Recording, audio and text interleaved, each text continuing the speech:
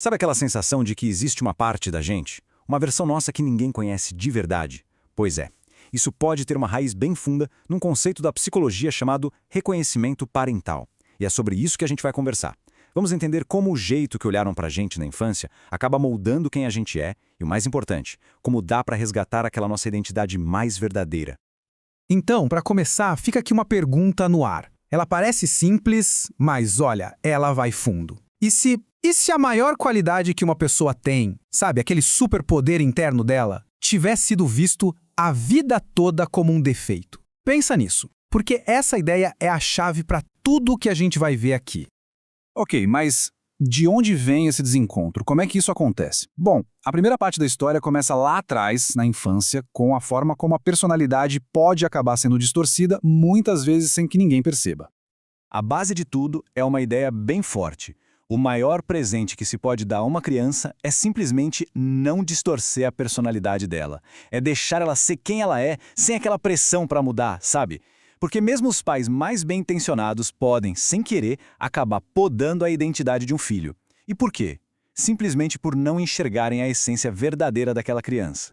E como é que isso acontece na prática? Bom, é como no exemplo aqui. Um pai ou uma mãe olha para o filho e, em vez de pensar, ok, ele tem a personalidade dele, acaba impondo a sua própria visão de mundo. Coisas do tipo, você vai jogar futebol, ou você tem que ser assim com os amigos. No fundo, é uma projeção do que eles acham que é o certo. E isso força a criança a agir de um jeito que não é o dela, não é natural para ela. E tudo isso nos leva a uma palavra que é central em toda essa discussão: reconhecimento. Mas o que essa palavra significa de verdade nesse contexto? Porque, olha, o sentido aqui é bem mais profundo do que o que a gente usa no dia a dia. Vamos dar uma olhada. E aqui está a grande diferença. No senso comum, quando a gente fala reconhecer, a gente está pensando em elogiar, né? Parabéns pelo gol, bom trabalho. Mas no sentido psicológico, é outra coisa.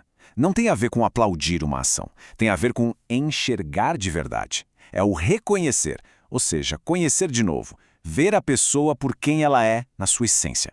É dizer, eu vejo quem você é. Então, a grande sacada é essa. O verdadeiro reconhecimento é conseguir enxergar o outro como uma pessoa separada da gente, com a personalidade única dela, e a partir daí, o mais importante, dar o estímulo certo, o estímulo específico que aquela personalidade, e não outra, precisa para crescer, para florescer. E essa frase aqui ilustra isso perfeitamente. Reconhecer é isso.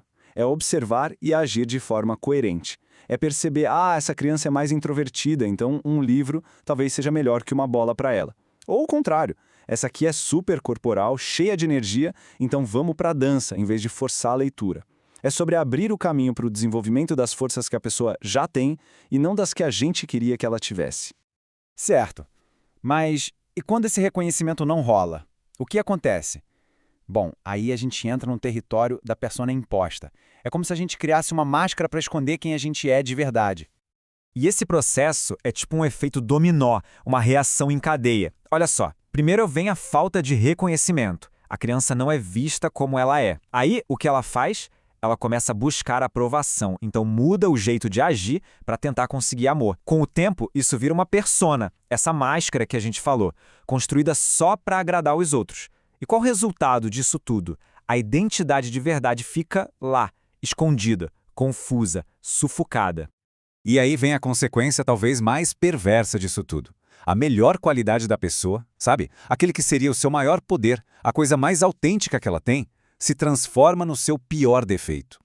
Aquela característica única vira o motivo principal das críticas. E o resultado disso é uma vida inteira de autoquestionamento. É aquela vozinha na cabeça que não para. Será que eu sou bom o suficiente? Será que essa parte de mim é ok? É um conflito interno que não acaba. Uma sensação de que tem algo de errado com a gente, simplesmente porque aquilo que era a nossa maior força foi sempre apontado como um problema. Ok, a gente entendeu o problema. É pesado, né? Mas a boa notícia é que existe um caminho de volta. Não é um beco sem saída. Então, a pergunta é, como a gente faz para redescobrir esse eu verdadeiro? Como resgatar essa identidade que ficou perdida no caminho? Esse caminho de volta é quase um trabalho de detetive interno. O primeiro passo é olhar para trás e tentar identificar Onde foi que eu tive que abandonar minha personalidade? Em que momentos as críticas eram mais pesadas?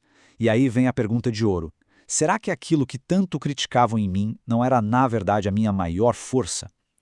E o último passo, que é o mais libertador de todos. Se dá a permissão de ser aquela pessoa de novo.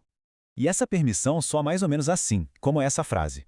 É uma decisão que a gente toma por dentro, sabe? Um ponto de virada. É um momento em que a gente afirma quem a gente é, independentemente da aprovação dos outros. É quase como dizer, olha, se não deu para me entender, paciência, eu sou isso aqui. Podem gostar ou não, mas eu vou ser eu. Só essa afirmação já quebra aquele ciclo de precisar que o outro valide quem a gente é. Ah, e vale esclarecer uma coisa muito importante. Esse processo todo não significa chutar o balde e abandonar a família de jeito nenhum. A meta é outra. É conseguir ser autêntico dentro dessas relações.